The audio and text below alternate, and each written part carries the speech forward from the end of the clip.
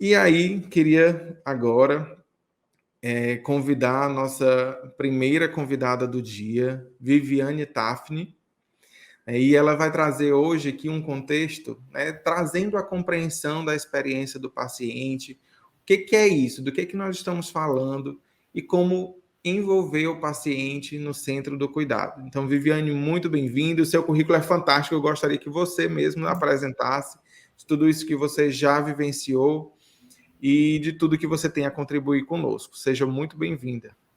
Bom dia, pessoal. Muito obrigada, Bruno. Eu gostaria primeiramente de agradecer o convite. Como você mesmo disse, uma temática extremamente relevante para a nossa atuação como profissional da saúde nas instituições, independente do âmbito, né, em que nós estejamos inseridos. Eu me formei, contar um pouco da minha história, eu me formei há 24 anos na Escola de Enfermagem da USP. Realizei também mestrado, defendi meu doutorado há poucos meses também na escola.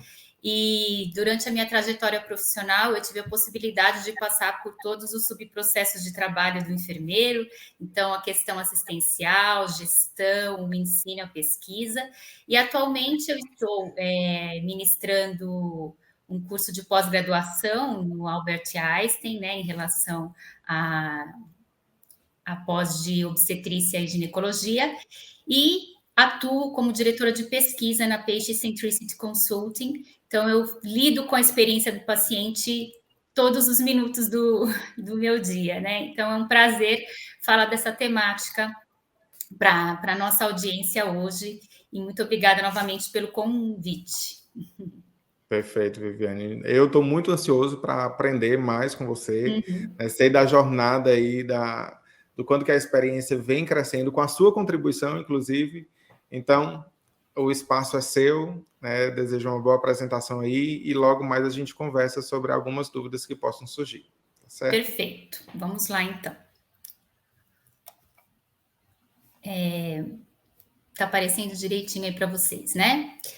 Bom, então a gente vai falar sobre a compreensão da experiência do paciente e a inserção do paciente no centro do cuidado.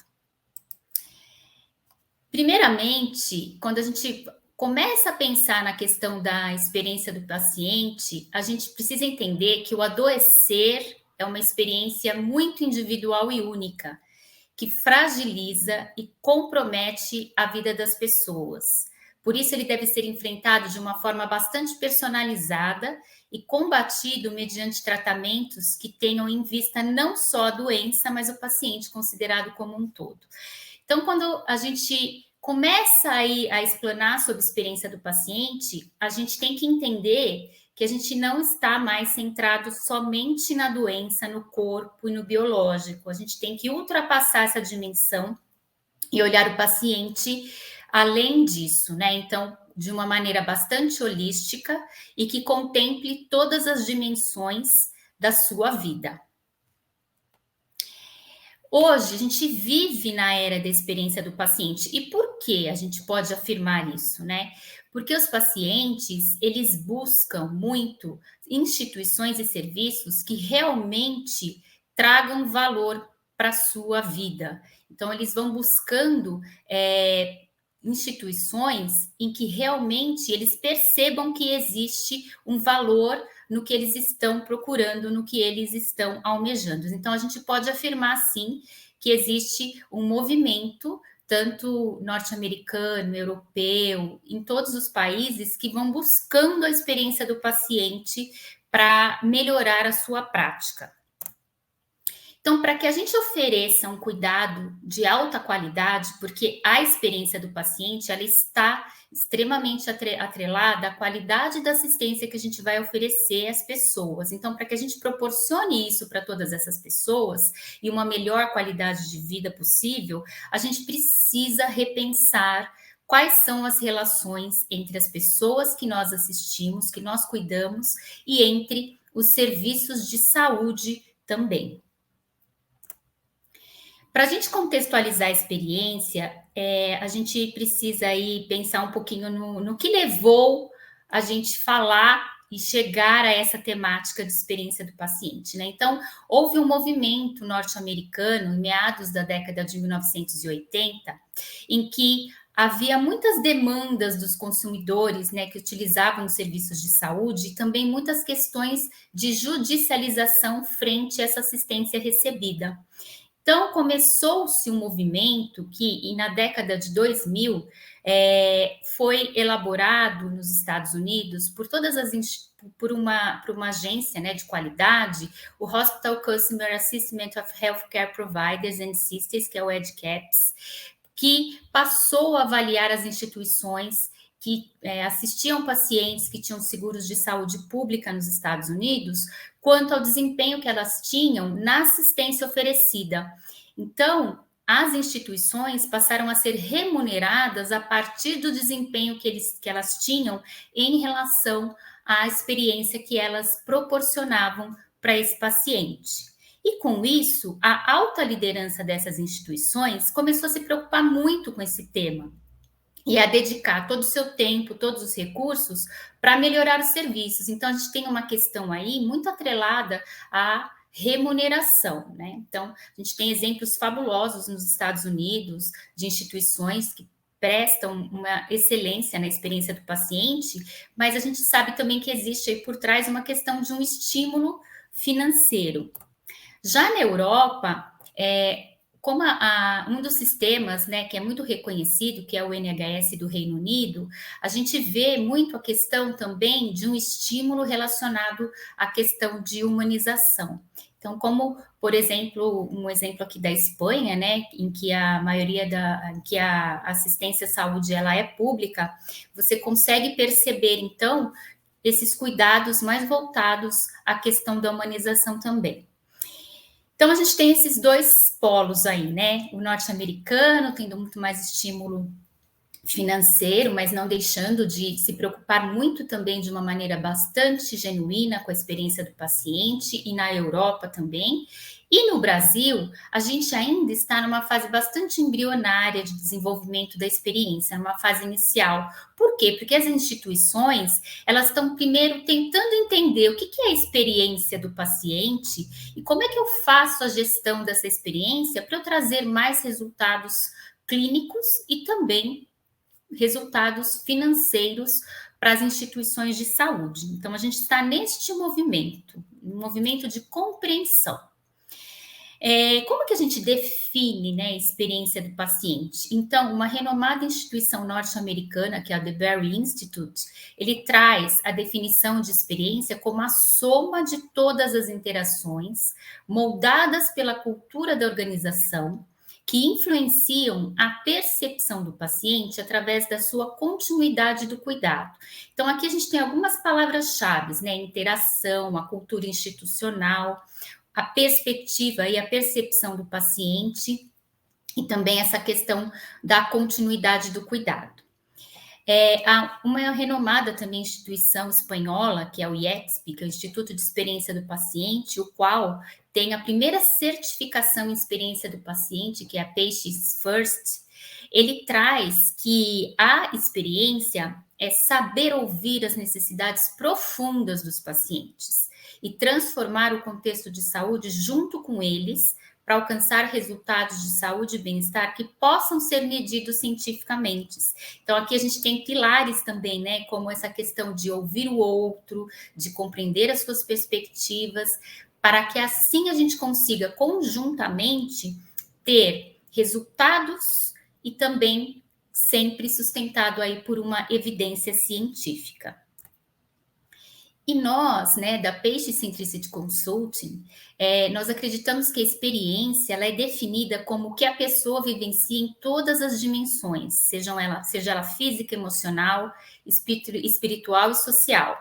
Então, no momento do enfrentamento da sua condição de saúde, então, desde o início das suas jornadas de enfrentamento até as suas perspectivas de futuro. Então, pensando nessas três definições de três renomadas instituições que são pioneiras em experiência do paciente, a gente consegue perceber a necessidade dessa interação, a necessidade de ouvir o outro, a necessidade de compreender todas as suas dimensões para que ele tenha um enfrentamento do seu processo de saúde e doença.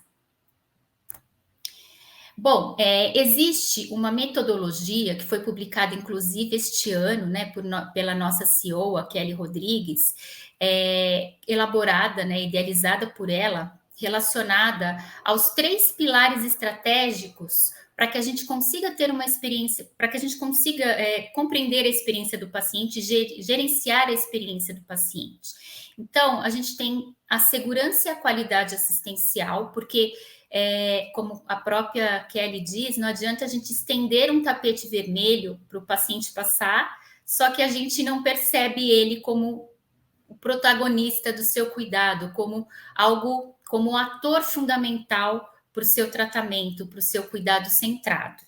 Então, a gente precisa ter tanto segurança, qualidade, como enxergar o paciente no centro do cuidado e também a excelência, proporcionar uma excelência na jornada, seja ela uma jornada clínica ou até mesmo uma jornada não clínica.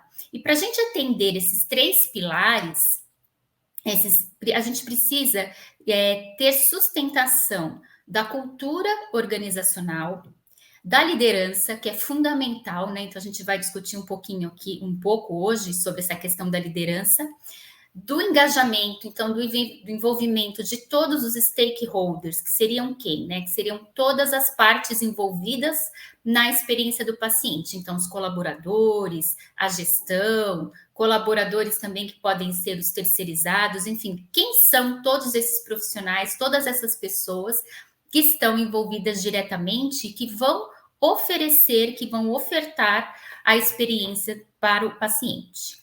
E, como não dizer, também suportados pelas métricas, né? Então, como é que a gente mensura a experiência que a gente oferece ao paciente? Então, a gente precisa disso tudo. Não adianta eu ter muito recurso institucional, tecnologia, só que eu não percebo o paciente no centro do cuidado.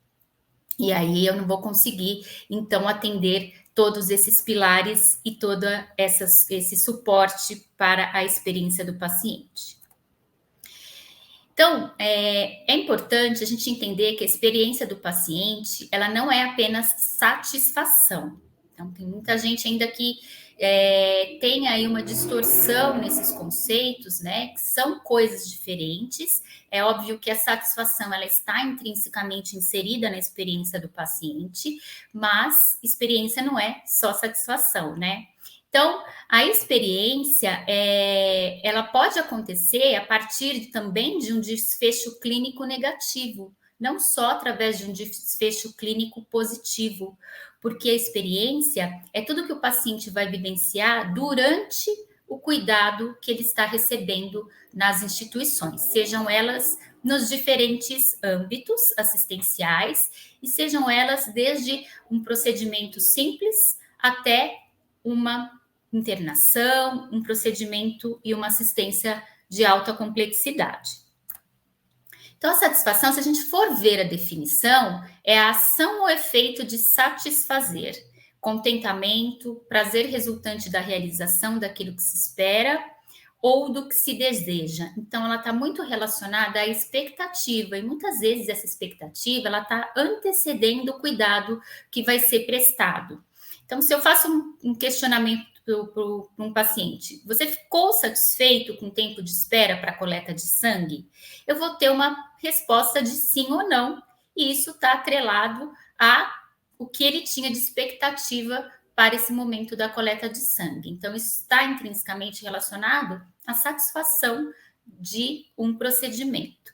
A experiência é algo que contempla uma situação muito maior, porque ela vai ocorrendo nas interações, como a gente viu ali, né, nas definições de experiência do paciente.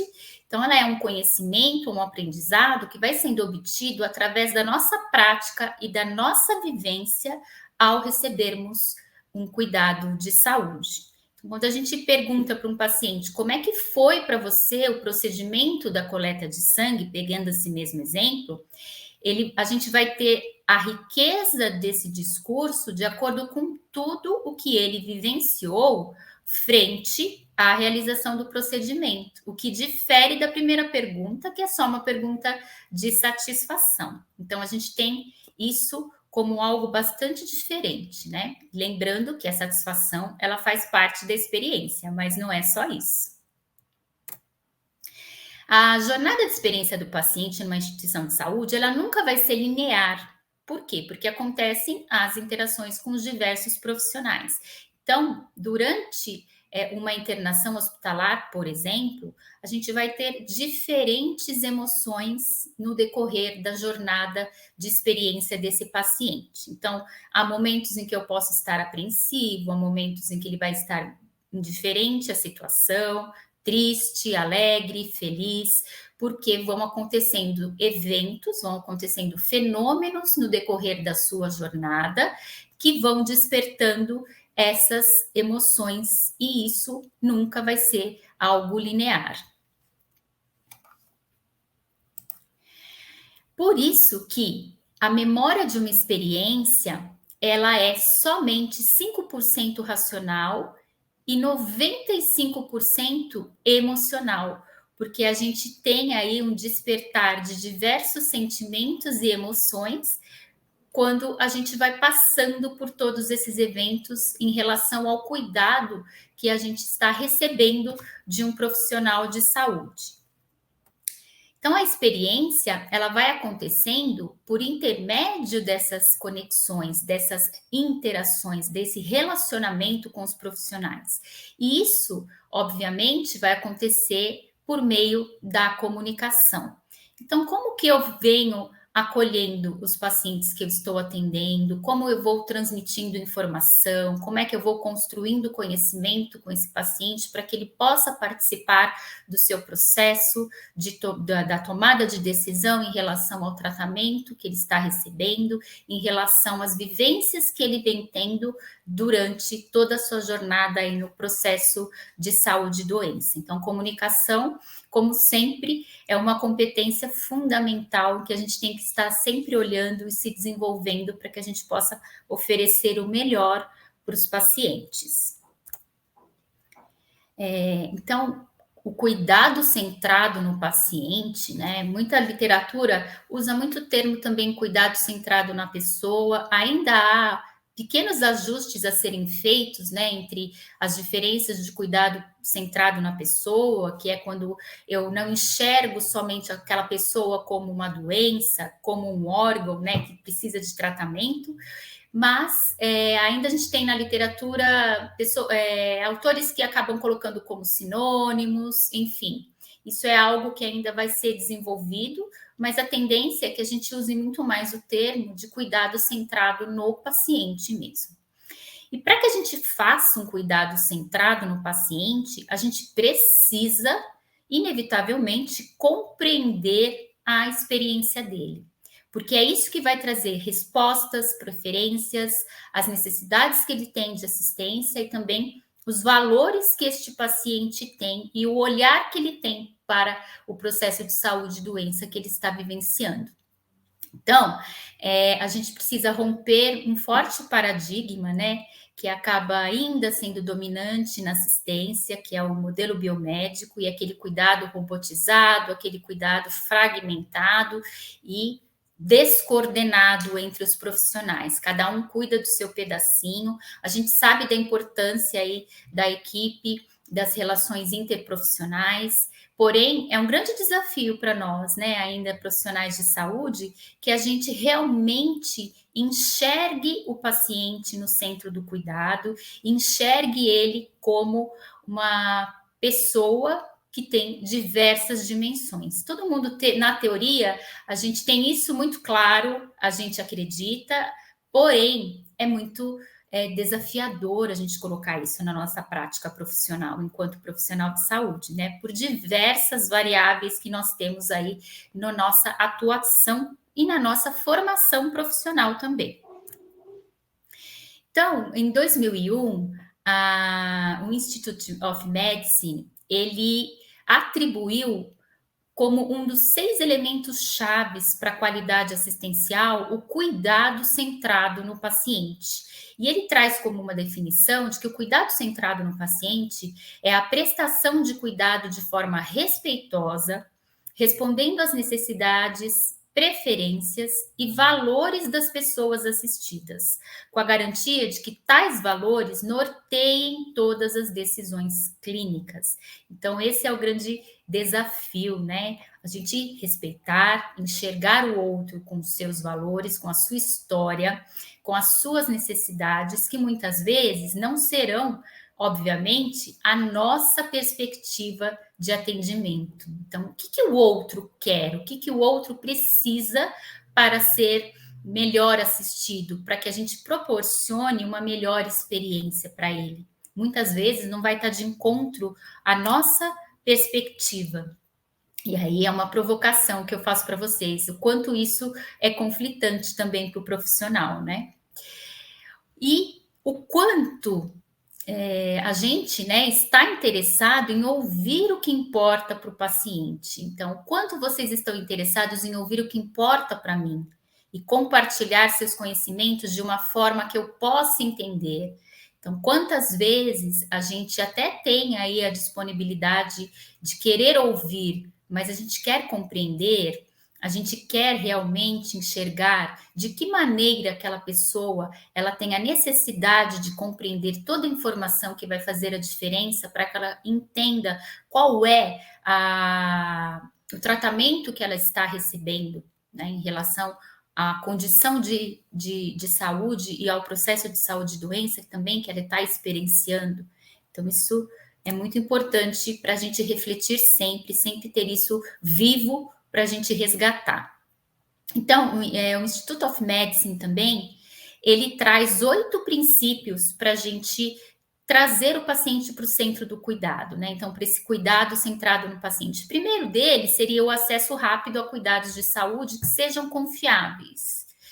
O segundo é o tratamento eficaz entregue por profissionais de confiança. Então, é extremamente importante que o paciente ele construa um vínculo de confiança com a instituição e também com os profissionais que estão prestando a assistência. Porque se a gente não constrói essa relação de confiança e respeito, é muito mais difícil a gente ter ali uma segurança psicológica, né? Que a gente tenha transparência na comunicação e segurança em questionar os profissionais que estão nos atendendo, que estão atendendo o paciente. Além disso, também existe a questão da continuidade e da transição do cuidado.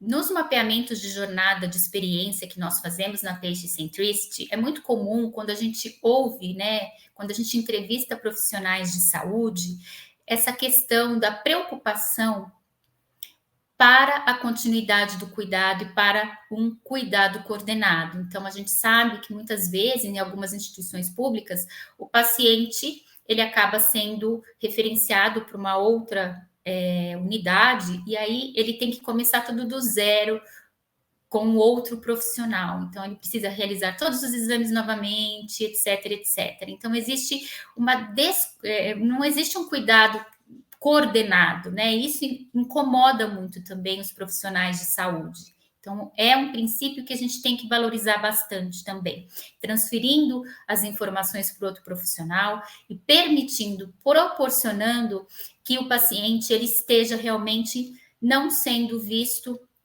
como questões pontuais, mas que exista aí uma coordenação em que todos os profissionais consigam manter essa continuidade. Além disso, né, o envolvimento e apoio à família e aos cuidadores, então é extremamente importante a gente inserir também a família e os cuidadores na assistência que é prestada, porque são eles que muitas vezes vão ser redes de apoio e que vão garantir com que a informação, a melhor informação e uma assistência de melhor qualidade seja proporcionada para o paciente.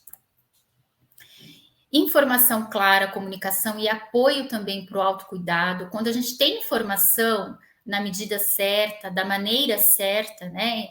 De acordo com a nossa necessidade, com a nossa condição de compreensão, a gente consegue entender e facilitar, inclusive, o autocuidado. Então, a gente precisa desta informação para nos dar autonomia e sermos capazes de decidirmos sobre à nossa própria condição e ao nosso próprio tratamento.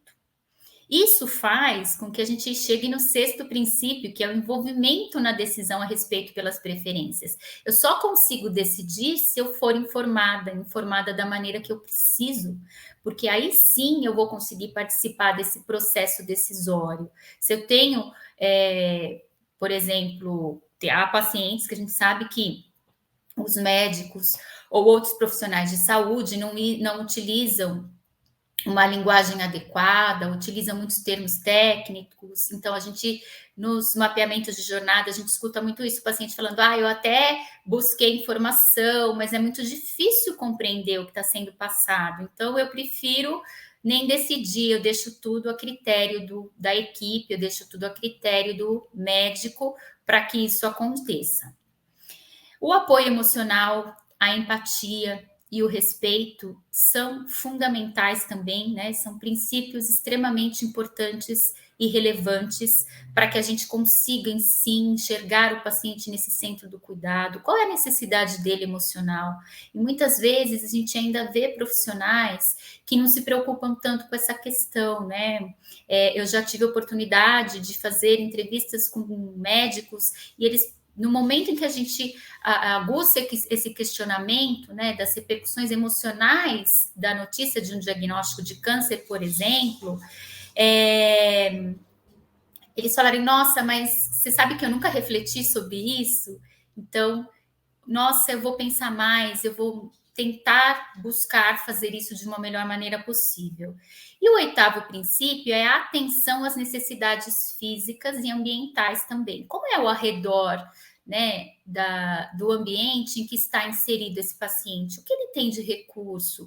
Qual a sua condição socioeconômica? Muitas vezes a gente acaba pensando numa assistência, planejando uma assistência, só que essa assistência ela não cabe naquele paciente, né? Para aquele paciente. Ela precisa ter alterações para que a gente consiga atingir realmente a necessidade dele e a preferência que ele tem para ser assistido. Então, o cuidado centrado no paciente, ele é um valor fundamental para a área da saúde, para a medicina. E ele também é um valor em que estará aí repercutindo na questão da prática baseada em evidência também.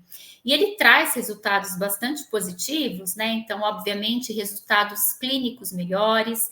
Por quê? Porque eu estimulo a cooperação do paciente, ele se sente parte daquela assistência que ele está recebendo do profissional. Viabiliza também um apoio necessário para melhorar a assistência e fortalece muito o engajamento, né, essa repercussão aí dos colaboradores, o envolvimento do colaborador, né, e também o envolvimento do paciente na busca dos seus direitos, porque ele passa a compreender melhor toda a repercussão que a doença tem na sua vida. E a partir disso, enquanto cidadão, o que eu tenho de direitos em relação ao que eu estou vivenciando? É muito comum também nós, né, em mapeamento de jornada com pacientes oncológicos, temos essa queixa, né, entre aspas, do paciente de que ele nem imagina quais seriam os direitos e que ele vai de maneira bastante fragmentada, descobrindo quais são todos os meus direitos como paciente oncológico que eu posso aproveitar e que estão disponíveis para mim. E, além disso, não há como não dizer que a gente vai diminuir custos da assistência, porque eu vou ter muito mais esclarecimento, eu vou ter um paciente que vai se preocupar muito mais com o seu autocuidado e que vai genuinamente compreender qual é o meu papel no meu tratamento, porque também ele é responsável por isso, né? Só que muitas vezes ele não se dá conta, ele acha que isso fica a critério da equipe de saúde. Esse estudo, né, que foi feito uma análise de conceitos relacionados ao cuidado centrado no paciente, foi uma análise em 14 estudos stricto sensu, então a gente teve aí 4 teses de doutorado e 10 dissertações de mestrado, de diversas especialidades da área da saúde. Então, a gente teve terapia ocupacional, fono, físio, enfermagem, né? E ele trouxe como alguns resultados bastante interessantes em relação à análise, né, do que trouxe esses estudos, de que alguns eventos contribuem mais para o surgimento do tema do cuidado centrado no paciente, que seria a identificação das limitações do modelo biomédico, então os estudos retratando isso, quanto é limitado a gente assistir o outro somente focado na doença, e também a demanda da inclusão do paciente no seu diagnóstico e no seu tratamento, o quanto ele está envolvido nessa questão, né? E como consequência desse cuidado centrado, corroborando com o que eu disse anteriormente, é a melhoria na qualidade assistencial como um todo e o impacto positivo no desfecho clínico deste paciente. Por quê? Porque ele vai estar envolvido, ele vai estar engajado, ele vai pensar muito mais nas suas questões de como contribuir para o próprio tratamento em que ele está recebendo. Então, quando as pessoas têm um papel bastante colaborativo na gestão da sua própria saúde, do seu cuidado, é menos provável, inclusive, que eles precisem utilizar serviços hospitalares de emergência, porque ele está no centro, ele está no comando daquela situação. Ele realmente está compreendendo com clareza a informação que foi transmitida para ele. A probabilidade de cumprir planos de tratamento, de tomarem os remédios corretamente, também vai aumentar, porque ele sabe da necessidade, ele compreendeu essa necessidade. Pacientes que contam com oportunidade, com apoio para tomarem decisões sobre o seu cuidado e tratamento, em parceria com o profissional de saúde, fica mais satisfeito com o cuidado, ele se sente enxergado, né? Podemos dizer assim. São mais propensos a escolher tratamentos com base nos seus valores, nas suas preferências, e tendem a escolher tratamentos menos invasivos e tratamentos também com menores custos, né? Então, a gente consegue realmente clarificar para o paciente toda a sua condição. Aqui tem um depoimento bastante interessante de uma publicação em relação a um bucomaxilo, e ele trouxe o seguinte depoimento. Vejam que interessante. Ao tirar meu celular do modo avião após a aterrissagem em Guarulhos, vi que havia uma mensagem de um colega pedindo para entrar em contato assim que possível, pois resolvera cancelar o procedimento cirúrgico que estava programado e que eu havia viajado justamente para acompanhar. Tratava-se de uma cirurgia extremamente delicada, que seria realizada em uma amiga fraterna para remover uma lesão alojada em uma localização de dificílimo acesso, com riscos consideráveis. Ao ligar e perguntar por que havia cancelado o procedimento, ele me falou que, ao apresentar o caso clínico durante uma reunião científica no hospital em que trabalhava, foi questionado se a decisão de operar seria a melhor decisão, se esta havia sido compartilhada com o paciente ou apenas consentida, o que levou a refletir e o encorajou a rediscutir as opções terapêuticas com a paciente na véspera da cirurgia. Então, que interessante, né? Quantas vezes a gente apenas tem o consentimento, mas a gente não tem ali a clareza? Será que o paciente realmente entendeu tudo o que vai acontecer com ele, né? Talvez esse seja um dos maiores desafios da prática clínica. Compartilhar uma decisão implica não só apresentar ao paciente riscos e benefícios do tratamento, mas também levar em conta preferências e valores individuais e as circunstâncias que envolvem o caso. É preciso identificar cada paciente como um indivíduo dentro de um cenário único, dividindo poderes e responsabilidades. Por isso que é tão desafiante, né? A gente colocar o paciente no centro do cuidado é essencial, fundamental, porém é um grande desafio para os profissionais, porque a gente precisa capacitar e empoderar esse indivíduo para que ele assuma realmente o poder da situação, divida também as responsabilidades com a equipe. Então, se a gente for fazer aqui um resumo, né, de quais seriam esses termos chaves do cuidado centrado no paciente, a gente tem realmente o sujeito, né, o paciente, ele é sujeito do próprio cuidado, ele é o ator principal na assistência. Mas ele também tem muita vulnerabilidade, porque o paciente enfrentando um processo de, por exemplo, de uma doença oncológica, ele está extremamente frágil e vulnerável naquele momento. Maioria dos eventos em que ele vai passar na sua jornada, né? E, além disso, a participação ativa nas decisões. Então, a gente realmente enxergar qual é a melhor forma de informar o paciente em relação à sua condição e em relação ao seu tratamento. Cada um é bastante singular, é um universo em si mesmo, então a gente precisa, primeiramente, ter a perspicácia e ser capacitado para a gente enxergar essas singularidades nas pessoas em que a gente está assistindo. Outro termo-chave é a confiança. Então, como é importante essa relação de confiança do paciente com o profissional de saúde. A comunicação assertiva, clara, transparente. O letramento ou literácia em saúde, o quanto o paciente ele compreende, ele tem uma informação de qualidade, com evidência, para ele compreender o que está acontecendo com ele. O apoio também, fundamental, de uma rede de apoio de familiares, dos seus cuidadores, para que ele possa ter este enfrentamento. E os pacientes trazem muito isso nos mapeamentos de jornada, né? A importância de amigos e de familiares como uma rede de apoio para que ele consiga ultrapassar situações complexas. E também a inserção da família na assistência que ele vai receber, né? Então, a família também faz parte.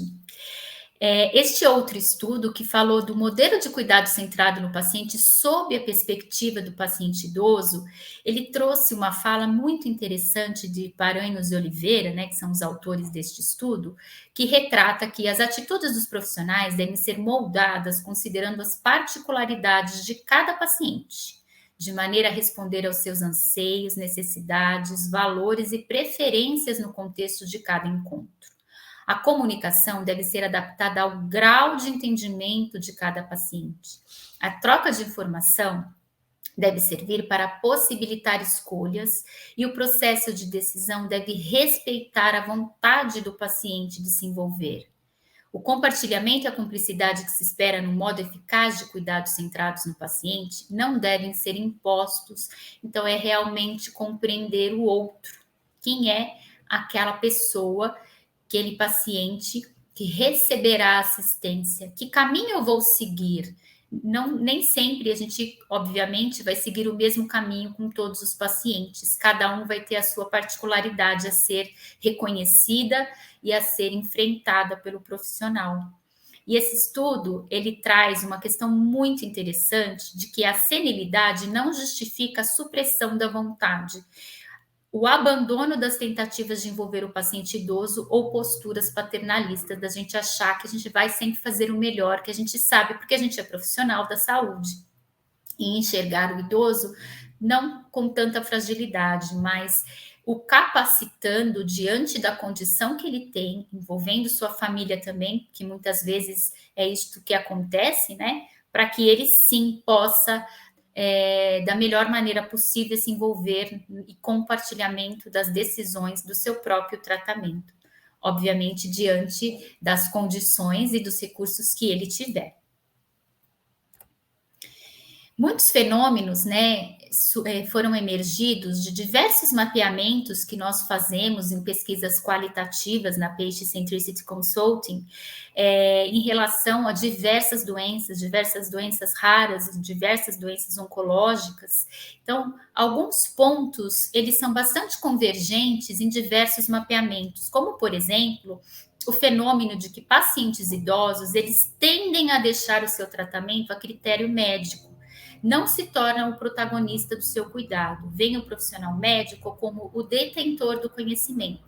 Então, muitas vezes eles retratam: o médico é quem sabe, ele estudou para isso. Na consulta, eu falo de tudo, menos da minha doença. Então, a gente conversa muito, ele é um profissional muito simpático e alegre. Então, existe isso como um ponto bastante importante para a nossa reflexão, que emergiu e é desvelado em diversos mapeamentos.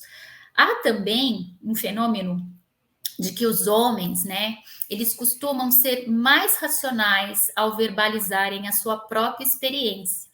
E as mulheres, elas são mais emoção e elas detalham muito mais, com mais riqueza, a experiência que elas estão vivenciando em relação a determinadas doenças e ao atendimento e ao acesso aos serviços de saúde também. Então, isso é bastante interessante quando a gente tem uma amostra só de homens ou uma amostra que tenha também alguns homens, a gente percebe a repetição desses fenômenos, algo que nos chama muito atenção. Entretanto, a gente viu essa importância do cuidado centrado e de como é o cuidado centrado no paciente, mas como que a gente faz, né, para ter esse cuidado centrado? Então, a gestão da mudança, ela deve ser direcionada para a formação de uma cultura institucional. Então, o mais alto cargo hierárquico até o menor cargo hierárquico precisam acreditar na importância da experiência do paciente, na compreensão do que é a importância do paciente, e criando-se assim um modo de pensar, agir e de fazer, a cultura institucional mesmo nas organizações. Além disso, para a gente ter esta cultura, né, é muito importante o papel dos líderes. Então, a gente conta com a liderança, né, para alinhar a excelência na experiência, a segurança e realmente a centralidade do paciente na experiência. Porque criando uma cultura, a gente vai mudar o ambiente, vai transformar o nosso ambiente, local de trabalho. Essa mudança pelos líderes, porque são sensibilizadores, motivadores e multiplicadores também, sendo referência para os profissionais, são responsáveis também para determinar quais seriam os princípios, quais seriam os valores que vão nortear a nossa prática dentro dessa instituição que tem uma cultura tão específica. Então, é muito importante a atuação desse profissional. E a gente, além disso, dessa questão da cultura, desta questão do engajamento dos colaboradores, porque somos nós profissionais que entregamos a experiência para o paciente. Se a gente não tiver treinamento, desenvolvimento de soft skills, desenvolvimento de uma série de coisas, a gente não vai entregar uma boa experiência. Para que a gente entregue essa experiência, a gente também tem a possibilidade de ir mensurando o que a gente está fazendo e ajustando a rota dependendo do que for acontecendo em relação aos resultados que a gente tem dessa experiência. Então, a gente tem algumas métricas que são bastante básicas, como, por exemplo, o NPS, que é o Net Promoter Score, em que na verdade, uma metodologia básica em que a gente vai ver a fidelidade do cliente em relação a um serviço, a um produto. É muito comum de ser utilizada também na experiência do cliente, não apenas na do paciente. Ela é uma forma muito rápida que vai trazendo para a gente um olhar da operação diário. E também é importante a gente considerar que o NPS ele não é suficiente para a gente medir experiência, ele é a pontinha do iceberg, né? Ele é o comecinho, que vai trazer um retrato inicial do que está acontecendo na operação. Então, a gente sempre vai perguntar, né? Uma pergunta do NPS quanto você recomendaria a instituição para amigos e familiares? E aí, se a gente tiver uma nota de 0 a 6, são os detratores, que são os pacientes que estão insatisfeitos com o que eles recebem. De 7 a 8 são os neutros, são os passivos, que nem estão satisfeitos e nem insatisfeitos. E o 9 e 10, que são os promotores, que sim irão promover, irão divulgar e estão satisfeitos com o que estão recebendo. Além do NPS, a gente tem também diversas pesquisas de satisfação que podem ser aí ajustadas e personalizadas para a realidade de cada instituição. E métricas mais avançadas para a gente medir a experiência. Então, a gente tem que olhar de fora para dentro. O que é isso? Eu tenho que ouvir o paciente. É ele que sabe a necessidade e a preferência que ele tem para assistência. E a gente não pode definir isso pensando somente no olhar do colaborador, no olhar da nossa instituição. A gente precisa olhar, ouvi-los, né? Então, é perguntar, ouvir e agir. Para isso, a gente tem abordagens de pesquisa, pesquisas qualitativas, pesquisas quantitativas, que são idealizadas e personalizadas de acordo com a instituição. Os instrumentos muito conhecidos, né, que é o EDCAPS, que é um instrumento elaborado nos Estados Unidos, né, muito relevante para a gente entender o cuidado centrado no paciente, que tem diversas questões.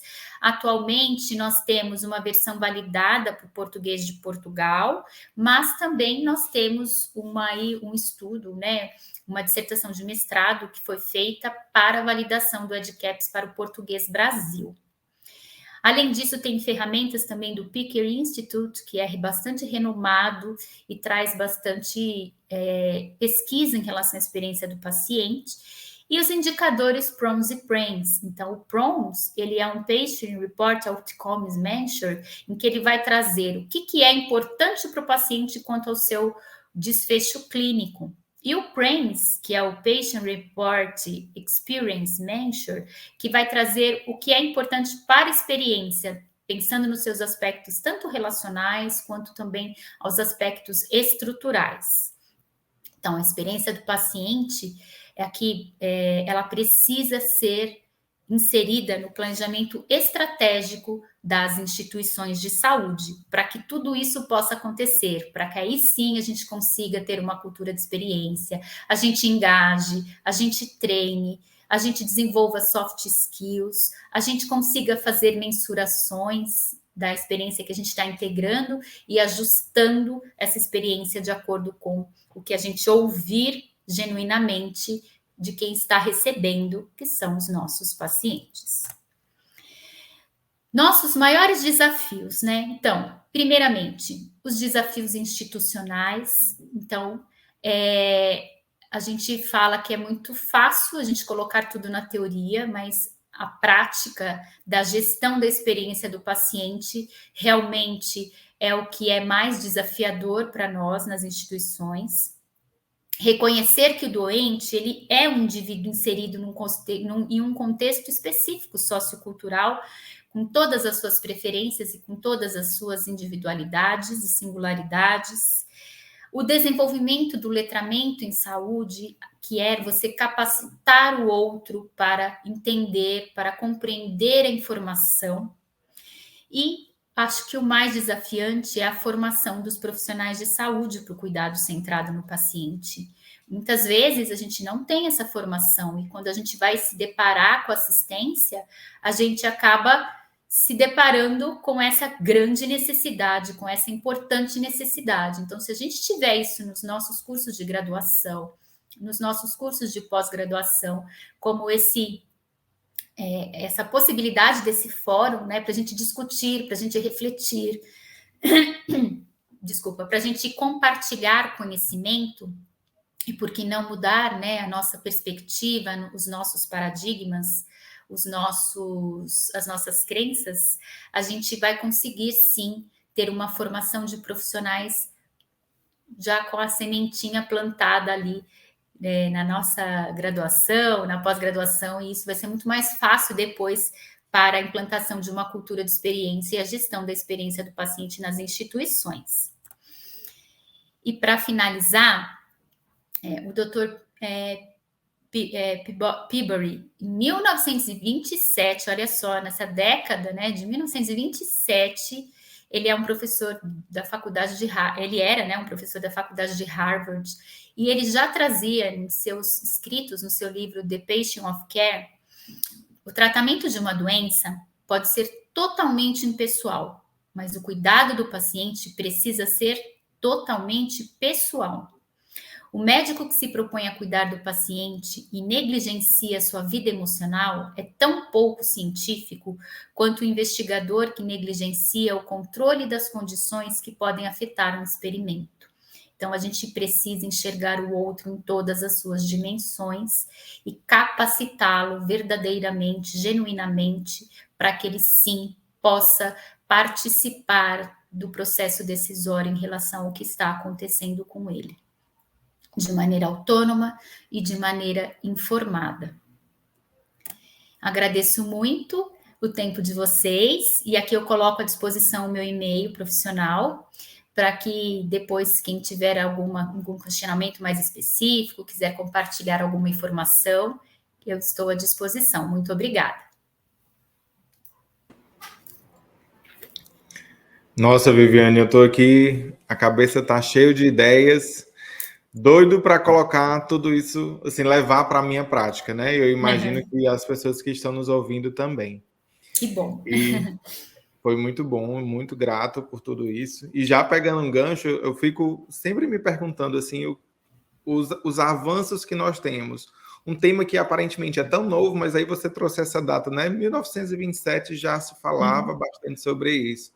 É a mesma questão do que eu falo sempre nas minhas apresentações, assim, a questão da segurança do paciente. Hipócrates, como pai da medicina, já discutia sobre isso, né? Primeiro, não cause dano. E só agora nesse século, né, nesses últimos anos, está se falando tanto pela magnitude da importância disso. Mas, assim, fantástica a apresentação. Essa questão da formação é uma questão muito sensível, né, para a gente estar sempre discutindo, e assim são várias questões. E eu queria levantar aqui um depoimento até que a Clara colocou aqui para a gente sobre uma experiência que ela teve, né, sobre uma necessidade de utilização de um serviço de saúde e a experiência dela, na verdade, como familiar, não só como paciente, né, de quanto que isso é importante também. Se você puder comentar alguma coisa sobre a questão da família também. A família, ela é fundamental também na assistência, né? Eu me lembro que na minha formação eu participava de grupo de pesquisas de enfermagem em família. O quanto é importante a gente inserir como parte do cuidado. A família faz parte também, né? E muitas vezes a gente não enxerga isso. A gente acha que é só o paciente, porque a gente ainda está muito centrado na condição de tratá-lo em sua doença. Muitas vezes a demanda de trabalho, a complexidade da nossa atuação como profissional de saúde vai criando barreiras para que a gente consiga realmente, às vezes a gente até tem essa concepção de que é importante, mas a gente tem tanta barreira no nosso dia a dia que a gente acaba não permitindo que a gente faça essa inclusão da família, que também ouça a família, que também leve em consideração quanta contribuição importante ela vai trazer em relação à assistência do paciente e ao cuidado centrado também do paciente, né? Então, isso é fundamental mesmo. São experiências que a gente tem em instituições hospitalares, em instituições de saúde de um modo geral, que às vezes nos chocam, né? De terem condições em que as pessoas estão completamente despreparadas para assistência, enxergando aquele indivíduo como único, como parte de que precisa de uma necessidade bastante personalizada, de uma assistência de cuidar, do cuidado bastante personalizado, né? Perfeito. E ainda trago aqui o quanto que se pôde aprender durante a pandemia, né? A família é um braço tão importante que ficou a par de todo o tratamento, né? E o quanto que a gente aprendeu, isso é uma pergunta para a gente refletir. Sim. Quanto que aprendemos sobre isso. E o quanto que é importante realmente ouvir o paciente, né? Para quem é esse serviço? Esse serviço atende a que necessidade? Ele não faz sentido se não atender a necessidade do meu paciente, do meu cliente. Então, não tem como eu fazer se não escutá-lo. É o olhar de fora para dentro. Perfeito. Ouvir o paciente, né? Só ele sabe o que é importante. O que é importante para você não é importante para mim, e vice-versa, né? Exato. A minha necessidade é totalmente diferente, né? Pode ter algumas semelhanças, vão existir, claro, né? Mas são questões, o que me toca, o que me sensibiliza é meu, né? E quando alguém me escuta, é o que faz a diferença. Adorei também a diferenciação que você fez sobre satisfação. Às vezes chegamos numa instituição, né, a pessoa até aplica o NPS e a gente fica feliz, ou alguma outra metodologia de pesquisa de satisfação, e aí se declara, né, a gente aqui faz a experiência do paciente, trabalha a experiência do paciente. Mas é importante a gente entender que são coisas diferentes, com necessidades diferentes, e que a satisfação pode apenas ser um indicador da experiência que aquele paciente, aquele cliente está tendo. Exatamente. Viviane, eu agradeço imensamente a sua participação, todas as suas contribuições, e aí, se você tiver alguma consideração a mais para colocar para a gente, por favor. Eu gostaria de finalizar trazendo essa questão mesmo, né? Da gente refletir quem eu sou como profissional, quem eu sou como enfermeiro, quem eu sou como docente, o quanto eu posso contribuir para alterar essa realidade e que muitas vezes a gente vê instituições que até nem têm tantos recursos financeiros, mas que entregam uma boa experiência, porque acolhem, porque respeitam, porque ouvem, porque perguntam e porque querem genuinamente agir para mudar a realidade das pessoas nas instituições de saúde. Então, eu acho que a nossa missão, nosso propósito é esse, né? A gente sempre discute isso na Patient Centricity. Nosso maior propósito é semear essas questões entre os profissionais de saúde para que genuinamente a gente enxergue o paciente no centro do cuidado e não se preocupe somente com a doença ou com questões tecnológicas, que a gente vê muitas pessoas preocupadas com isso, né? Mas isso é só uma parte, algo muito maior que a gente pode fazer pelo ser humano. Perfeito. Então, mais uma vez, Viviane, muito obrigado pela sua contribuição, tá bom? Eu que agradeço. E a Sequali continua aqui de portas abertas para vocês. Muito obrigada.